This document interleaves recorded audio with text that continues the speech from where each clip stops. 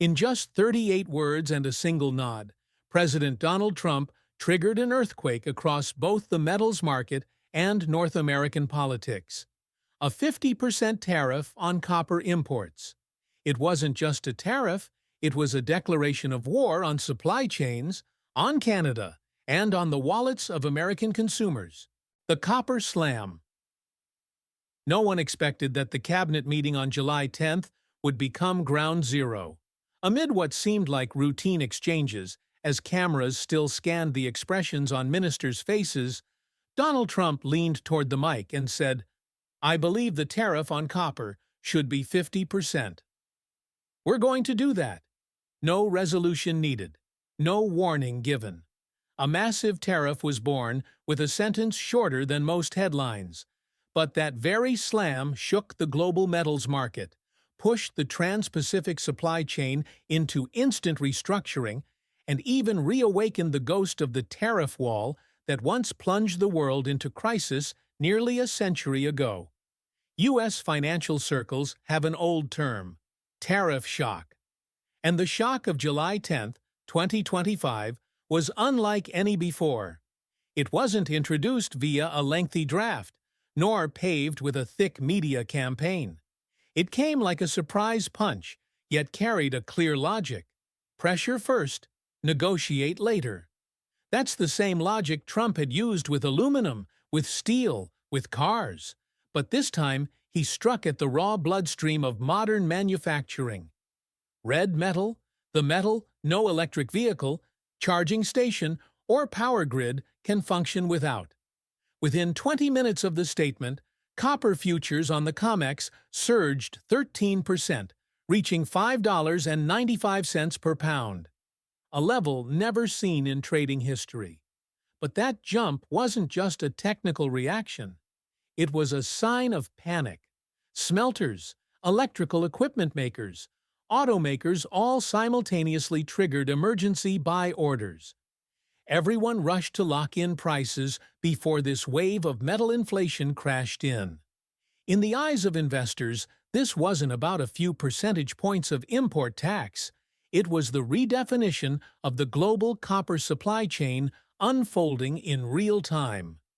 The London market, traditionally the counterbalance to New York in metal pricing, suddenly fell behind.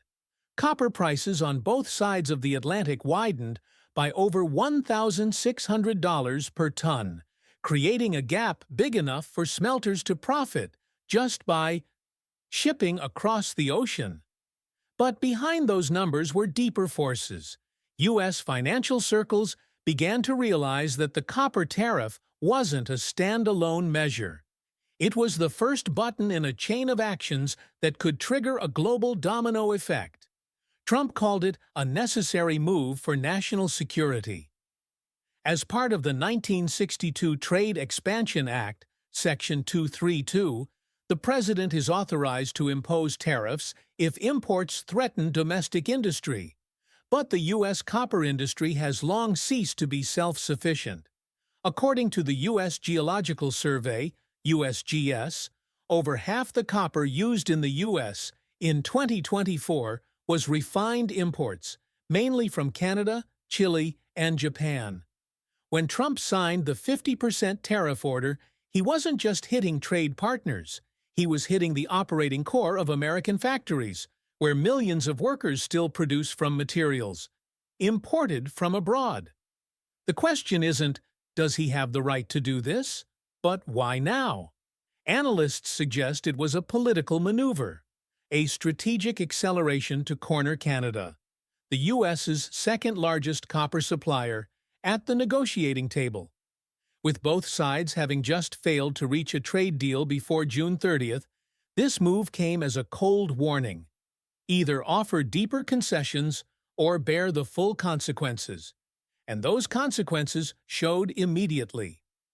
Within 48 hours, Canada's S&P/TSX Materials Index plunged, while shares in U.S. smelters saw only modest gains, reflecting a harsh truth. The winner was unclear, but the loser had already emerged. But the most terrifying part isn't the present, it's the precedent. When a 50% tariff can be announced so abruptly, with no notice, no congressional review, then what limit exists for the next tariffs? Copper today, pharmaceuticals tomorrow, medical devices next. And if every deadlocked negotiation becomes another tax wielded like a weapon, can the global trade system still run on rules or only on the political will of a few? We're doing copper, 50%. That sentence didn't just hit the metals market, it hit trust. And in the world of finance, once trust is shaken, prices are merely the surface of a much deeper storm forming beneath. The cut in the copper flow. In an economy where every electric wire, every electric vehicle, and even the national power grid begins with copper, Trump's 50% tariff strike was nothing short of slicing into the lifeblood artery of an entire continent. And that cut, as always, did not stop at the U.S. border. It spread northward, where Canada has become the logistical backbone of North America's smelting industry. But when this blow landed, Ottawa didn't just feel the pain. They understood that this time, the artery was damaged so deeply it could necrotize the entire continental trade structure. Not many Americans know that nearly one-fifth of the refined copper consumed domestically comes from Canada. But even fewer know this. Most of it doesn't travel directly from mine to factory. It branches off, weaves through a geopolitical journey stretching thousands of miles. From the mines of British Columbia, shipped out through the port of Vancouver, across the Pacific to smelters in Japan, South Korea, and China, then returns to the U.S. in the form of pure cathode sheets. Canada, in this game, is not just a seller of ore. It is a central hub, the pressure valve between raw material and the assembly lines in Ohio, Michigan, or Kentucky. And so, when Trump imposed a tariff on imported copper, he didn't just squeeze exporters in Chile or Peru. He aimed straight at a supply chain that loops through Asia but exists to serve American demand, with Canada as the critical link. The problem is, that supply chain isn't easily replaced. The U.S. has long lacked the smelting capacity to remain independent. Its smelters are outdated, small in scale, and cannot process copper at the speed and volume demanded by an electrified economy. Cities like Fremont, home to Tesla, or Austin and Dallas had long trusted that cathode shipments would keep arriving like a steady heartbeat. Now, they must confront a harsh truth. Canada is that heartbeat. And when the heart is squeezed, North America's economic nervous system begins to tremble. Assembly plants in Ontario scramble with raw material prices jumping weekly. Power companies in Quebec begin stockpiling. And in Vancouver, logistics teams are redrawing shipping maps. No longer closed loops ending in the U.S., but one-way arrows pointing east toward Asia. This crisis isn't like 2018, when Trump imposed tariffs on steel and aluminum. Back then, Canada still had time to negotiate, to wait, to hope. But in 2025, with Trump in his second term and U.S. politics entrenched in a protectionism at all costs doctrine, there is no room for concession. This time, Canadians understand that if they don't act immediately, they won't just lose market access. They'll lose their place in the global value chain. So Ottawa's response came not with threats, but with quiet, decisive action. Teck Resources, one of Canada's largest mining corporations, activated Plan B, redirecting all copper ore exports from the Elk Valley mines to western ports, then shipping to South Korea instead of California. There, the copper is refined at the Ansan smelter, then sold directly into China's trade networks, never returning to North America.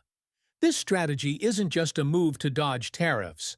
It's the first step in a deliberate decoupling, where for the first time since NAFTA, Canada is seriously considering building a trade ecosystem without the U.S. at the end of the line.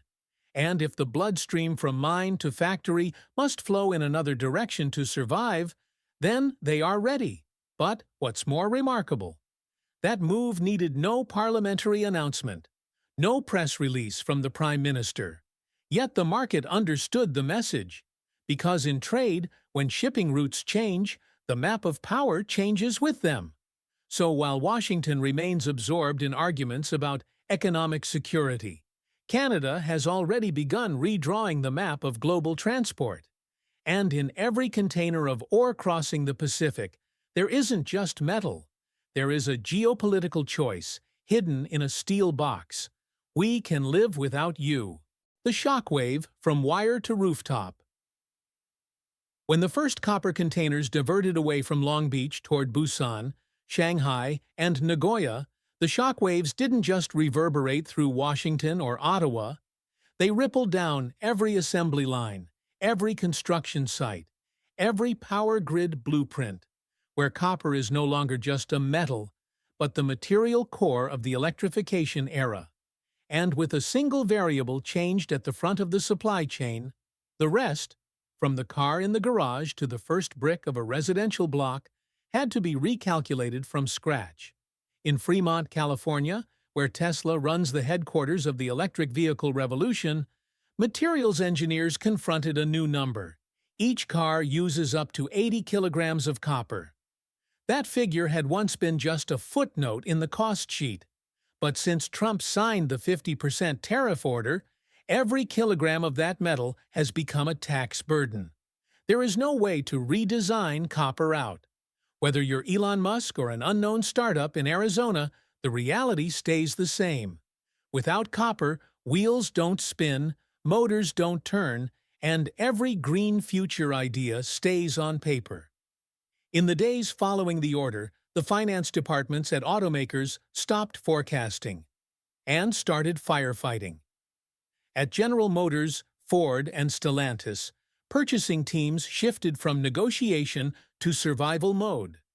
Copper quotes from suppliers rose by the hour, and no one dared to lock in prices beyond a week.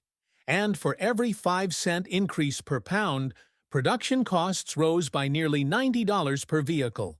With peak prices topping $5.95, copper alone added hundreds of dollars to each car, not including the wiring, transformers, or electric support systems.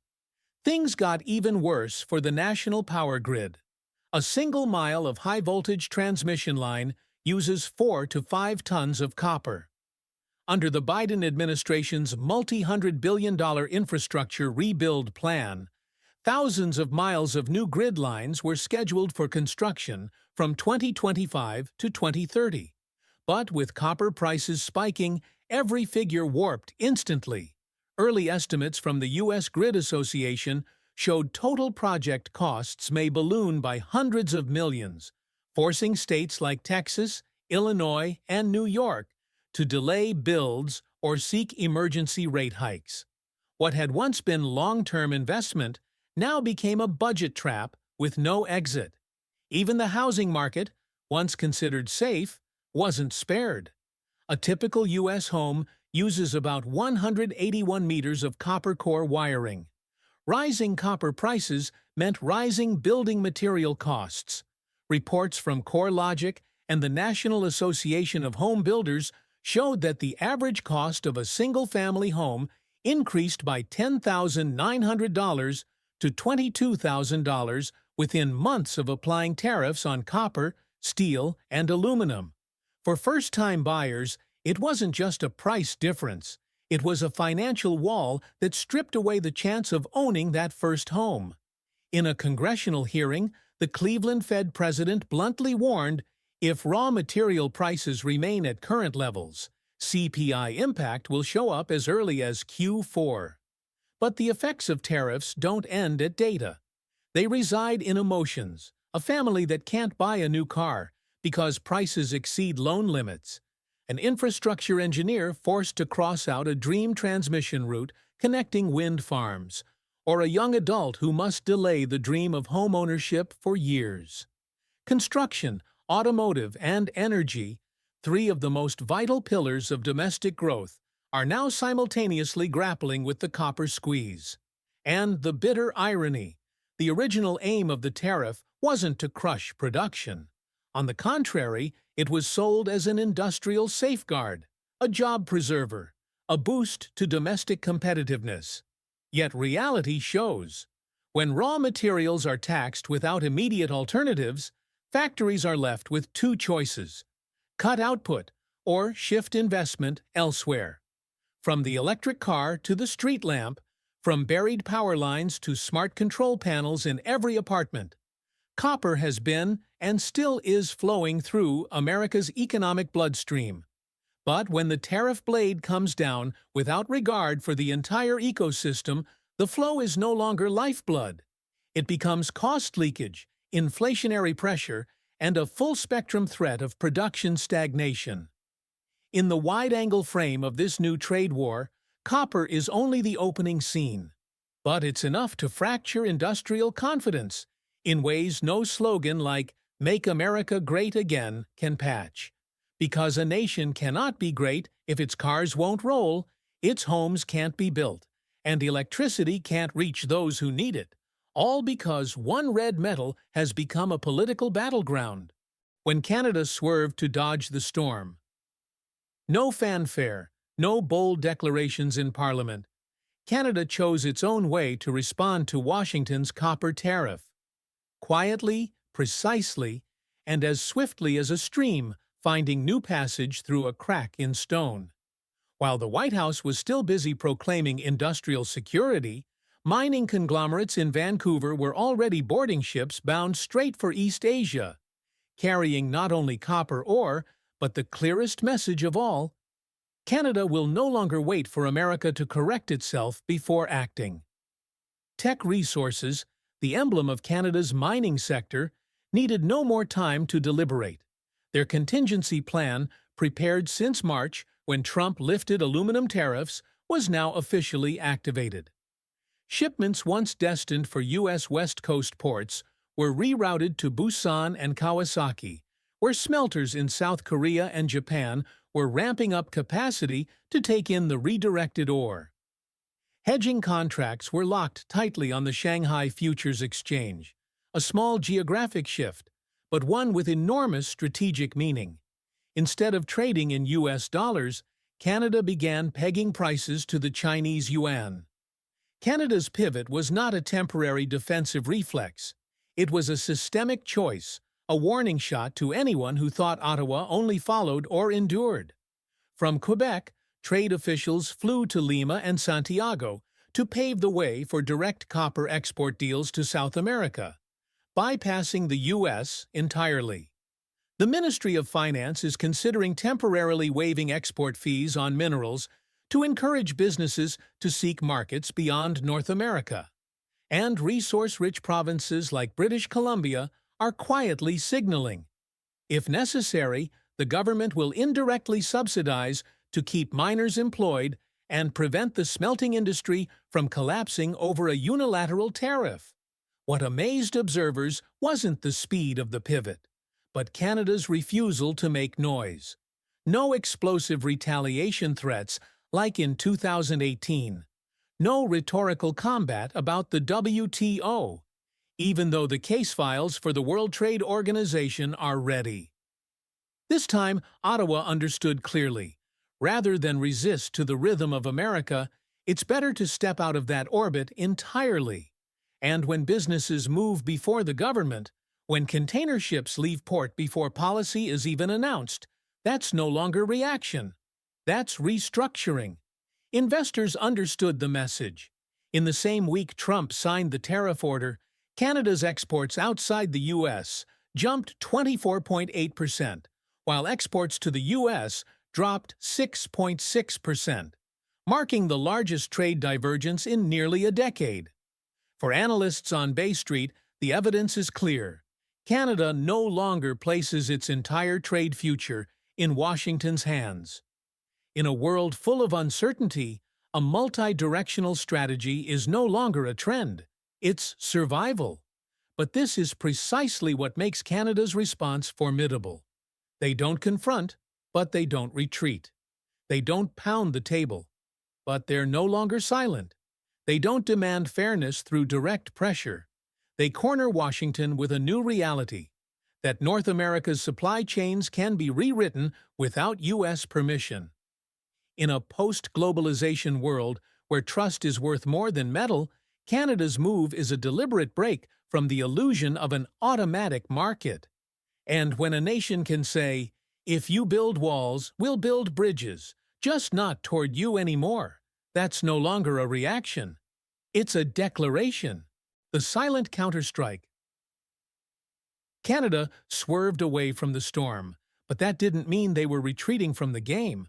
On the contrary, as copper containers began flowing into Asia and the trade map was redrawn line by line, Ottawa opened the drawer they've always reserved for times of crisis, the retaliatory tariff list.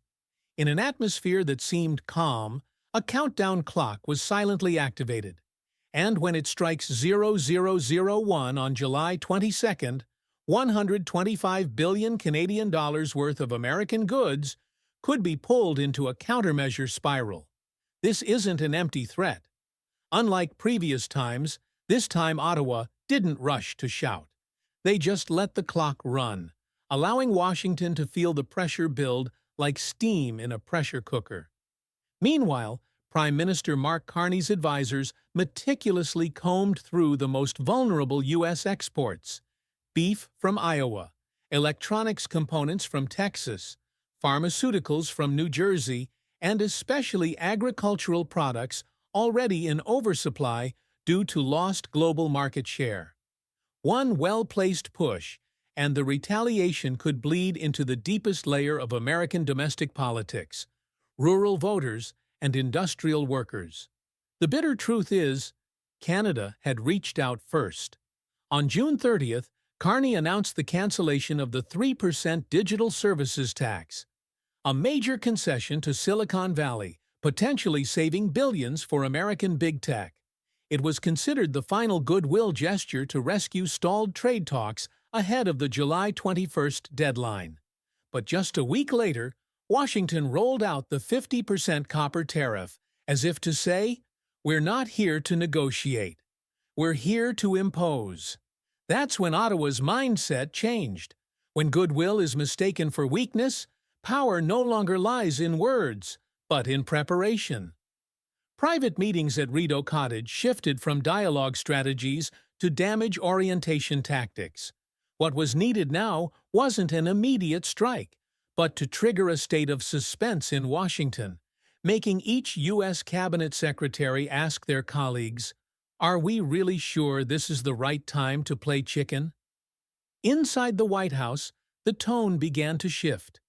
Lobby groups representing pharmaceuticals, industrial machinery, and processed foods, all sectors where Canada accounts for a large share of demand, simultaneously sent letters to the Department of Commerce, urging a reassessment of the risks tied to a confrontation scenario.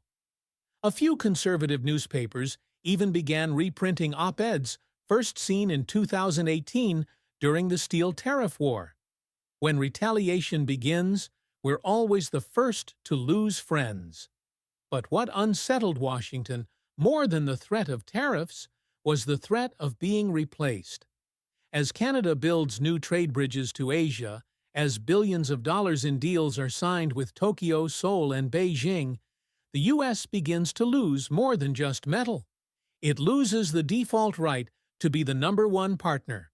And if this spiral continues, a point will come when retaliation isn't even needed to hurt America. Being left behind becomes punishment enough. In trade politics, the strongest blow isn't the one that hurts. It's the one that freezes your opponent in place, making them too unsure to take the next step. And right now, Canada is a move ahead. No shouting, no protests, but no memory lost of any insult. They only need to wait for the right moment and let a single upstream signature become the period that ends Washington's tariff arrogance, the underground current. Beneath the streets. While the governments of both countries calculate each tariff line and strategic move, down on the ground, where stores, car dealerships, and supermarkets operate daily, An underground current is quietly rising. It doesn't appear on GDP charts or in the morning financial news. It lies in consumers' offhand remarks, in the cautious glance when picking up a label, and in the growing murmurs, "Don't buy American." Just 1 week after the copper tariff was announced, a street survey in Montreal, conducted by Global News, showed that over 60% of respondents were willing to boycott American goods, at least in the short term. Not everyone fully understood the trade details, but all shared one feeling. Canada was being treated like a second-tier nation in what was once called a strategic partnership. And once emotions touch national pride, they tend to spread faster than any official press conference. The phenomenon wasn't limited to Quebec. On consumer forums from Toronto to Vancouver, hashtags like #BuyCanadian, #BoycottUSA, #SupportLocal began to surge. Products that once held absolute dominance, American cars, pharmaceuticals, processed foods, now faced a soft but persistent form of resistance.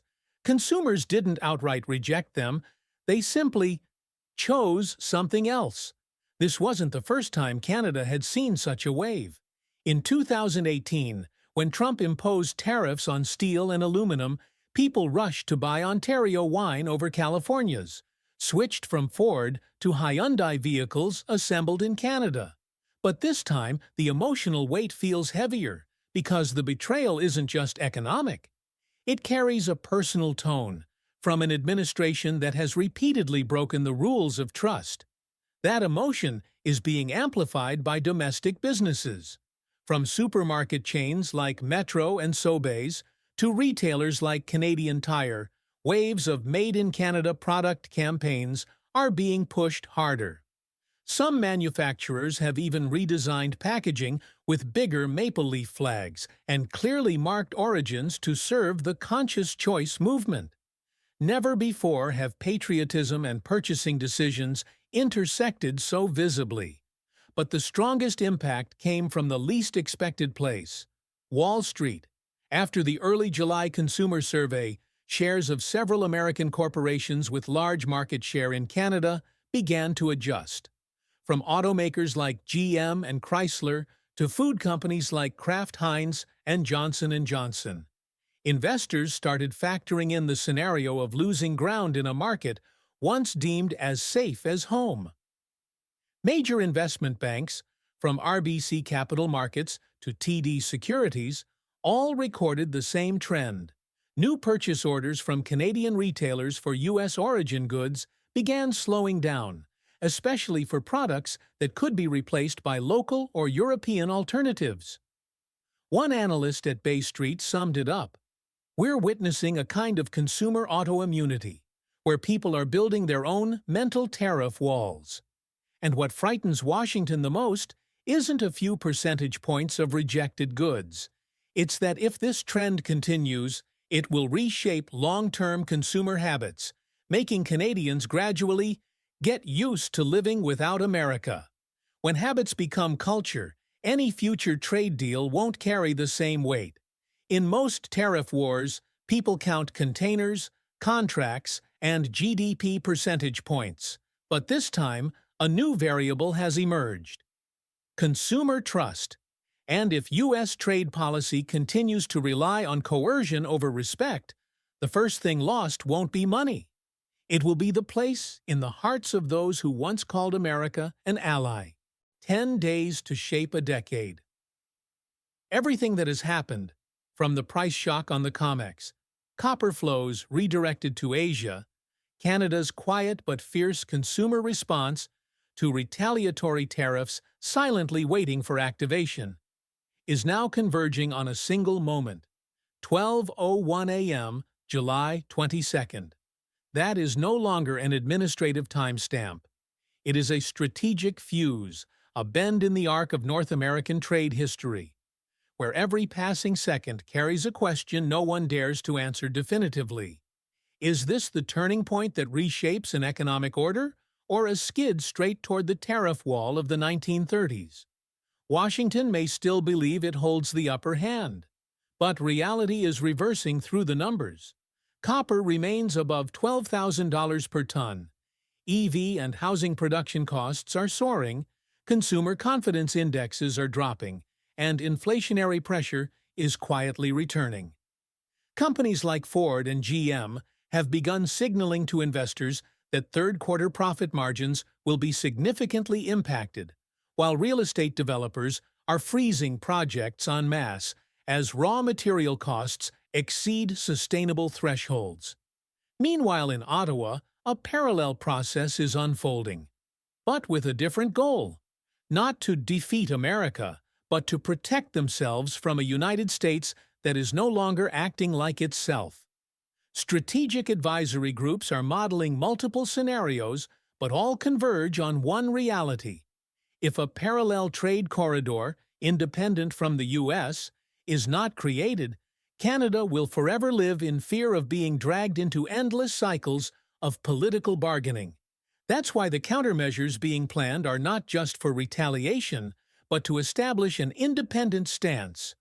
Ottawa doesn't aim to hurt the U.S. once.